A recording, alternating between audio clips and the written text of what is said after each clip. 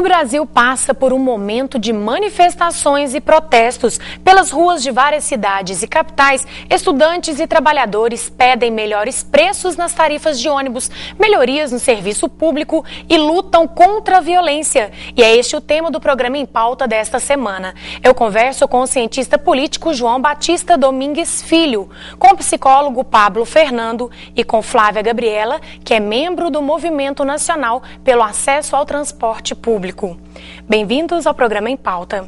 Professor, 20 centavos foi a gota d'água em São Paulo para dar início a essas manifestações. O que aconteceu, afinal de contas? Foi realmente a gota d'água ou não? As pessoas estão exagerando? Veja, o movimento pelo transporte, pela qualidade do transporte, o transporte é antigo. Esse movimento que existe, o movimento do Passe Livre de São Paulo, ele já existe há 8 anos. Então você tem um longo processo de maturação dessa resistência contra o transporte. Mas, na verdade, a luta pelo transporte trouxe à tona algo que nós estamos comemorando esse ano, 25 anos da Constituição Federal de 88. Então, ao longo desses anos, nós não tivemos a capacidade da sociedade civil se mobilizar, seja qual for a demanda. Então, esse momento também está demonstrando que tudo que estava estancado quanto aos problemas das políticas públicas está aparecendo junto, com o mote, que vem à frente pela tarifa, o movimento de São Paulo, e reivindica a retirada de 20 centavos. Mas junto com esse movimento dos 20 centavos, você tem toda uma pauta de tudo que o Estado, o sistema político, não representa os interesses da sociedade. Então, a sociedade civil, através desse movimento, está se manifestando contra ao mau funcionamento do Estado, quanto ao atendimento das políticas públicas. Então, nós temos um momento chave do processo de institucionalização, da democracia no Brasil, que é essa denúncia, esse fato, esse sinal de que o sistema político, as instituições democráticas brasileiras não representam a sociedade civil naquilo que os eleitores contribuintes, sustentam, os recursos para o Estado. Então, o Estado não devolve, que os eleitores contribuintes pagam, impostos, não devolve em políticas públicas. Existe o transporte? Existe, mas a questão é da qualidade, do custo. 1/3, por exemplo, em São Paulo, 1/3 da renda do trabalhador é transporte. Então, é um absurdo. E aí nós também temos aí, no caso específico do transporte, um círculo vicioso, que o sistema de transporte é um dos principais financiadores e sustenta a eleição dos candidatos a governo, a prefeito, vereadores, deputados, e ao mesmo tempo esse sistema reconhece, dando aumento, reajuste, e a população fica fora do atendimento ao seu interesse como eleitores contribuintes. Então nós temos um momento chave desse fato de que o sistema político está distante, Veja o paradoxo, o sistema político, 25 anos, da Constituição de 88, depois da ditadura, nós temos as instituições funcionando, mas essas mesmas instituições que funcionam, elas não representam os interesses da sociedade. Então, aí que nós estamos tendo esse curto-circuito entre o sistema político e o sistema social. Pablo, começou com um grupo em São Paulo e assim as pessoas foram tomando atitude e se organizando em várias outras capitais e outras cidades para se manifestar. É essa tendência mesmo? O ser humano, ele às vezes tem vontade de falar e não tem coragem e aproveita de alguma situação para tomar frente e também dar continuidade a essa manifestação? Bom, é difícil pensar em uma motivação só para todas essas pessoas, mesmo em São Paulo e em outros lugares. Eu acho que, obviamente, a maioria estão orientadas para o mesmo objetivo, mas existem muitas motivações. Tem isso que você falou, algumas pessoas têm medo e se encorajam vendo o grupo crescer. Você tem pessoas muito provavelmente que, eu espero que seja a minoria, que nem sabem muito bem por que estão ali, mas é legal ir, vamos, nunca fizemos nada.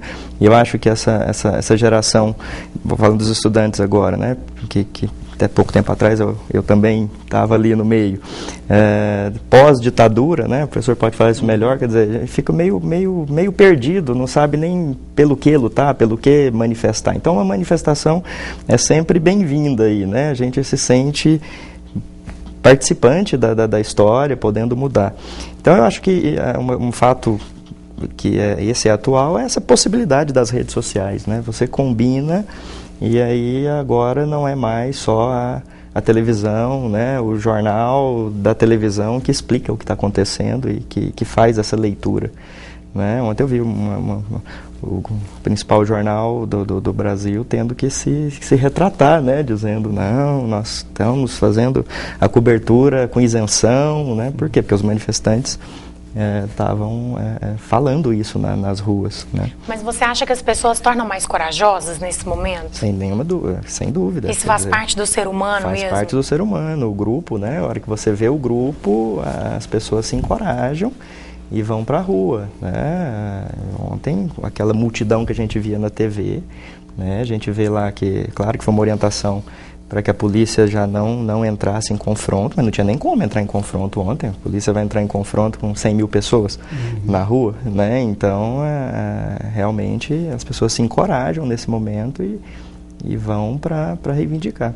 Flávio, você faz parte de movimento social, nacional, por sinal, e eu gostaria de saber a sua opinião em relação a isso. Vocês, estudantes, têm vontade de manifestar, de reivindicar melhores preços, por exemplo, na passagem, porém, às vezes, não tem tanta força para sair às ruas, e este agora é o momento?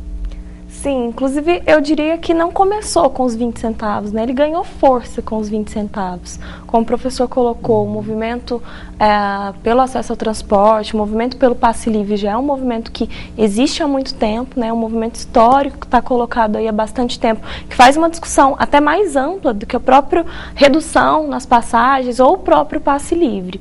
A gente se organiza em Uberlândia também já há algum tempo, a gente tem uma frente, né, de luta pelo acesso ao transporte, que faz uma discussão em conjunto com esse movimento nacional, né, que acabou se nacionalizando agora e ganhando uma força, principalmente pelas principais capitais do país e agora se espalha por demais cidades médias, né.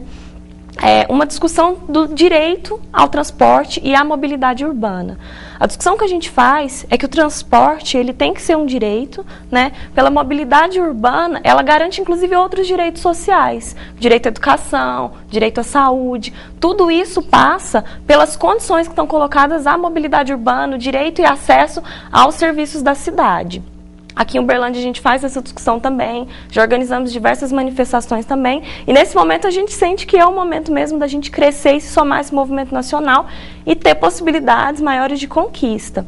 Acho que todo esse movimento que está colocado, né, no Brasil todo, e não só no Brasil, a gente vive uma conjuntura mundial de mobilizações, que conseguiu inclusive furar o bloqueio da mídia, né, da grande mídia, que muitas vezes essas manifestações aconteciam. Em Brasília já aconteceram diversas grandes manifestações, pelo menos direto acontece manifestação com 20 mil pessoas, 25 mil pessoas, mas que a população não ficava sabendo. A gente conseguiu agora que a população saiba, né, da possibilidade de ir à rua, da possibilidade e da força da luta coletiva, né, e da luta da população.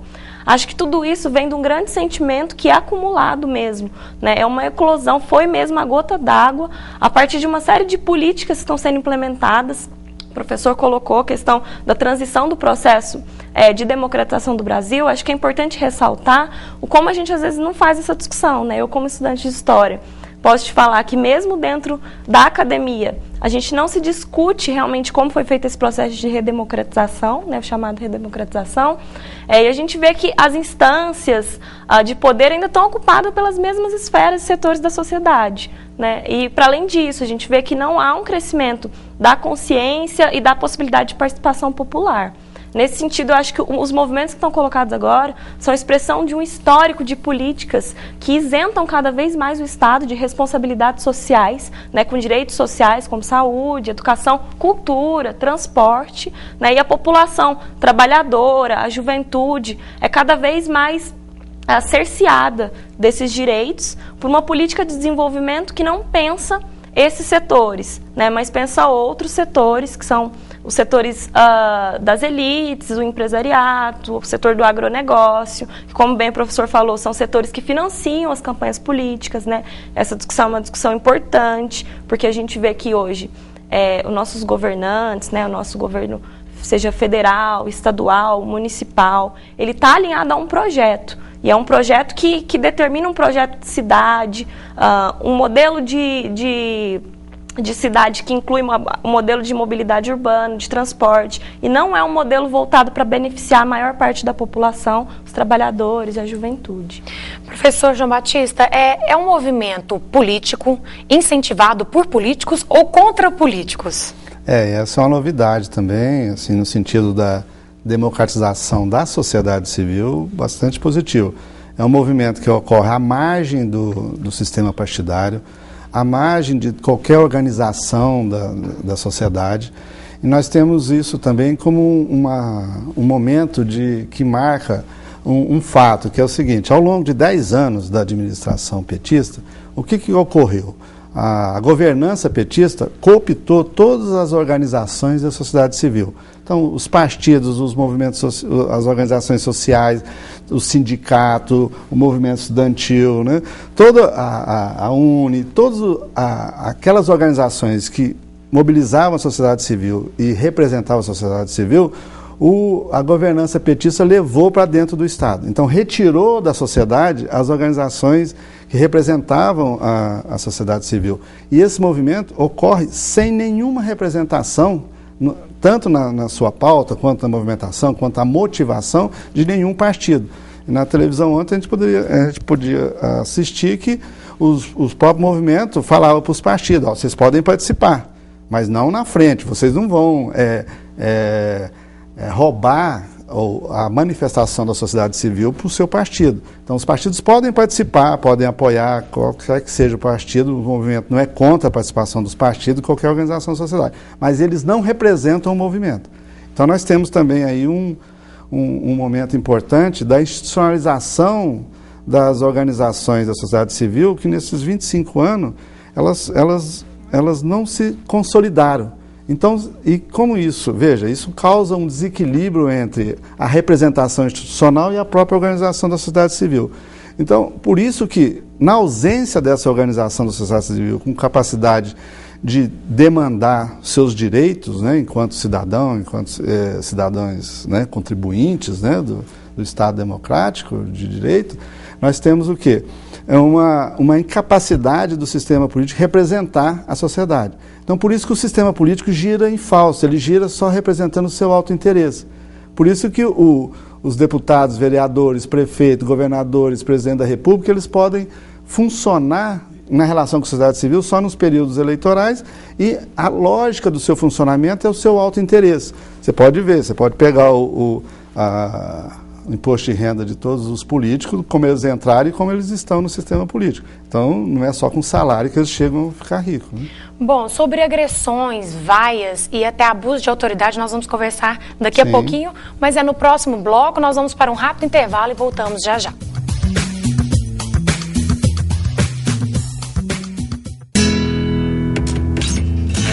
Começou? Com 15 anos, mas eu sempre gostei de esportes. Adorava as aulas de educação física. Eu também. Tive um professor que me incentivou muito. Bom, vamos lá. Quero ver se você manda bem no atletismo. Vamos nessa. O Brasil é rico em talentos, mas é preciso criar oportunidades para que eles apareçam. Com o programa Atleta na Escola, o governo federal está destinando recursos para incentivar e democratizar a prática de esportes nas escolas e começar a revelar futuros talentos nas pistas, quadras e tatames. Você acha que eu tenho mais talento para corrida ou salto em distância? Quer saber? Por que você não tenta uma corrida de resistência ou algo assim? Ah, é? Quero ver você no tatame, então. Judô? Ah, hoje não. Deixa para outro dia. O Brasil quer apoiar o seu talento para os esportes. Entre no site e veja se a sua escola já faz parte do programa. E não deixe de participar dos campeonatos que estão acontecendo em todo o país. Vamos nessa! Ministério da Educação, Governo Federal. Quando eu te peço pra tomar cuidado, quando eu te digo que eu tô te esperando, quando eu te imploro pra pensar na gente, eu tô com medo de te perder. Você cruzando cada estado, noite após noite, sem nenhum descanso, eu tô com medo de te perder. Motorista, álcool e drogas podem fazer da sua viagem um caminho sem volta. Ministério das Cidades, Governo Federal. Quem é você? Quem você é? Esse é você. Quem você é? Quem é você? Quem você é?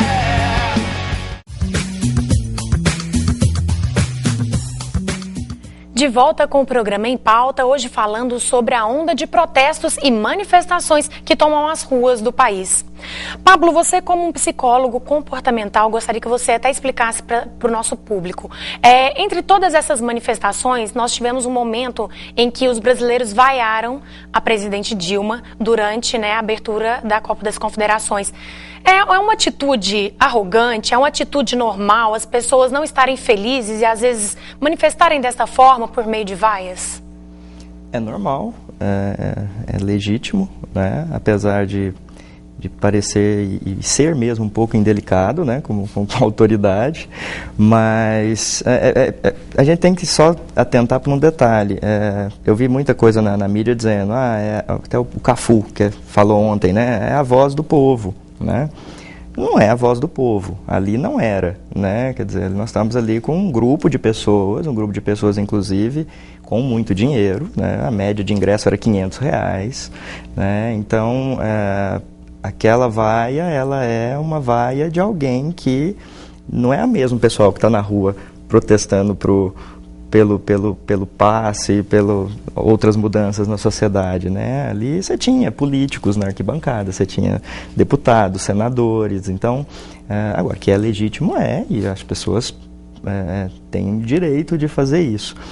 Mas não é o povo, quer dizer, o povo vaiou, não, o povo estava na rua ontem, 100 mil pessoas, trabalhadores, estudantes, né? Ali não, ali eu acho que...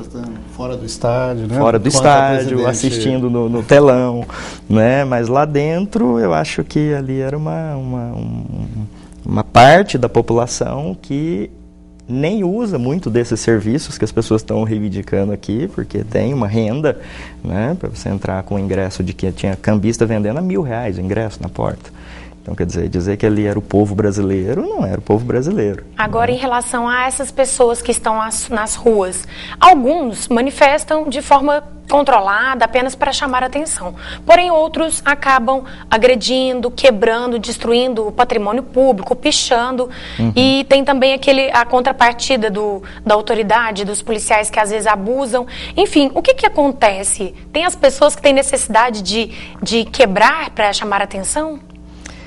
Eu acho que, veja, as pessoas vão para a rua, quando estão reivindicando, já estão, de certa forma, com um sentimento um pouquinho ali de raiva, né, contra todo um abuso, seja do poder público, seja da própria polícia, né? E querendo ou não, no começo das manifestações, a polícia parece que agiu em alguns momentos também com umas certas, a gente vê alguns vídeos na internet onde não havia necessidade de dar tiro de bala de borracha, de dar um cacetete nos manifestantes. Ontem no Rio deu tiro de metralhadora. Fuzil. Então, quer dizer, diante disso, você está ali reivindicando algo que é legítimo, que é importante. Claro que não justifica só pela ação da polícia, porque quase lincharam um policial também, né?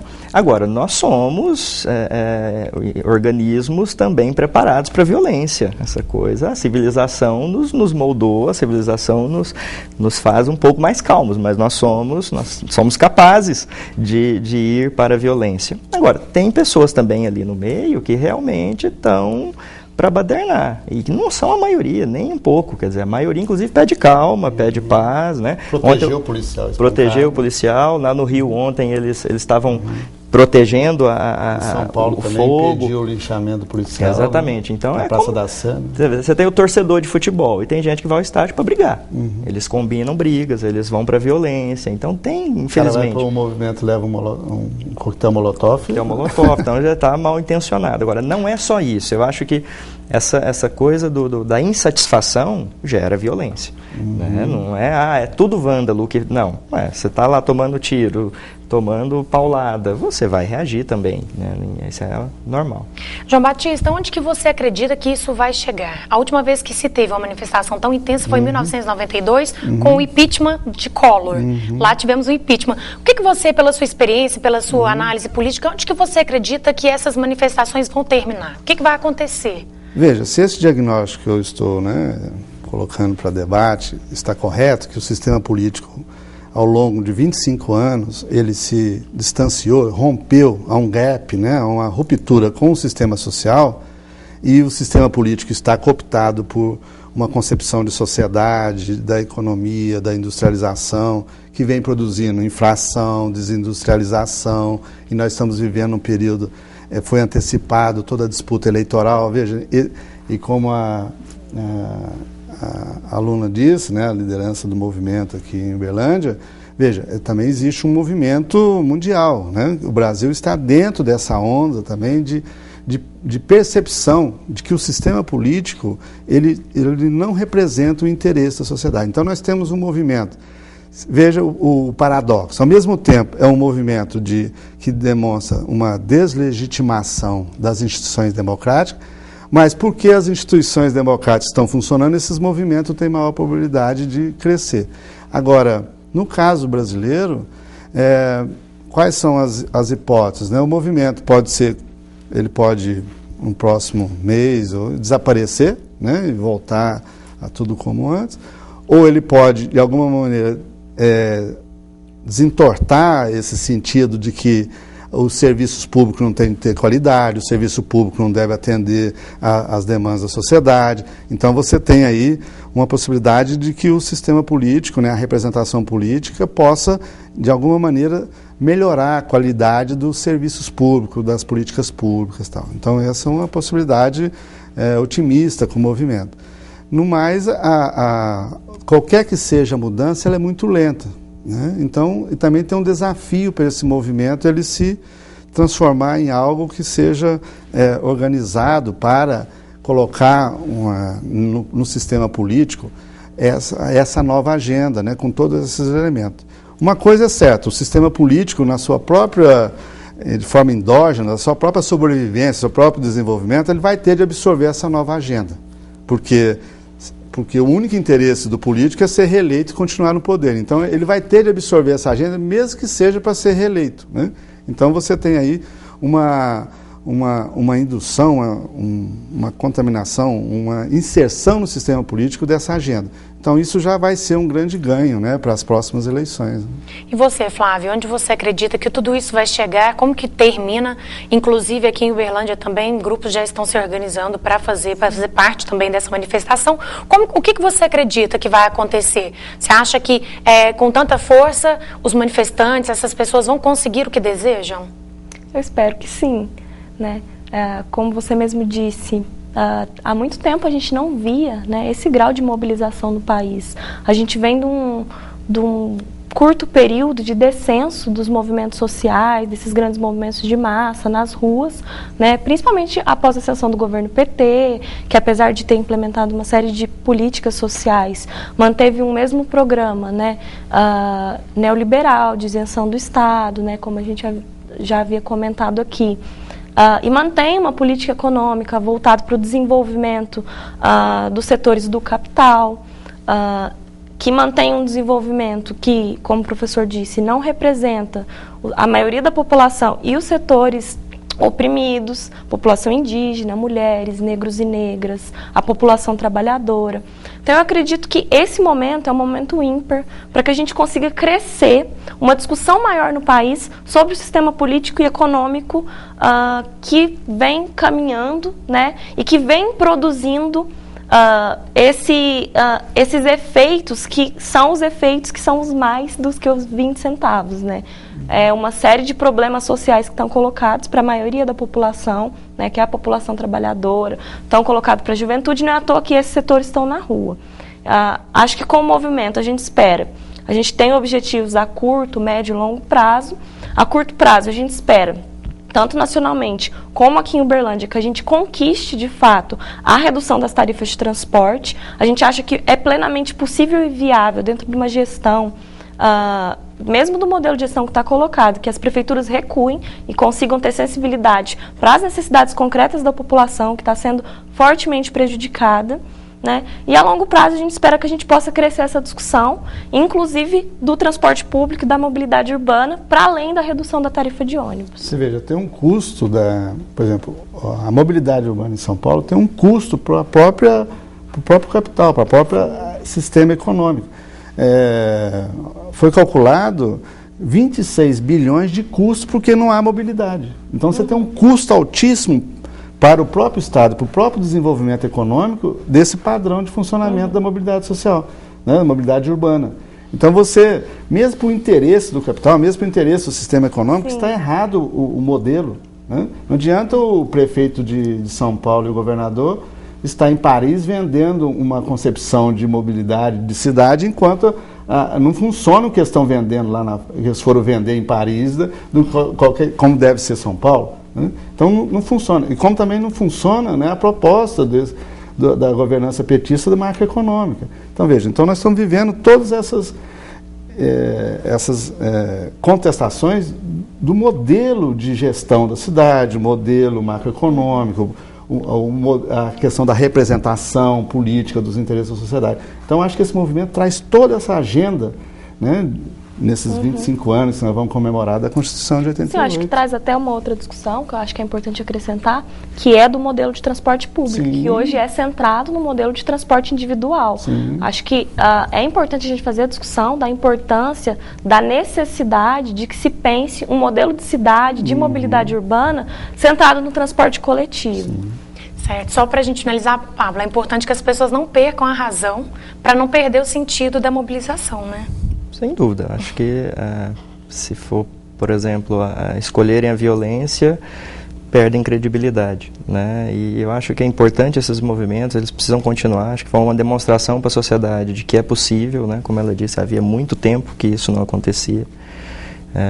Apesar de, eu acho que também é importante uma conscientização mesmo, política e social, para que todas essas pessoas realmente entendam o que está acontecendo. Aí nós vamos ter uma capacidade de modificação das coisas muito grande. Esse modelo da polícia militar também é do tempo da Lei de Segurança Nacional. Sim. Sabe? Não tem um aprendizado da polícia para produzir a ordem. Né? A gente tem uma continuidade dos organismos repressores também, né? Eu acho que um pouco também que você comentou sobre o modelo dessas manifestações, às vezes um pouco de exaltação, é um pouco de expressão também da limitação dessas ferramentas de democracia e de participação popular. Bom, nós aqui na TV Universitária vamos continuar acompanhando tudo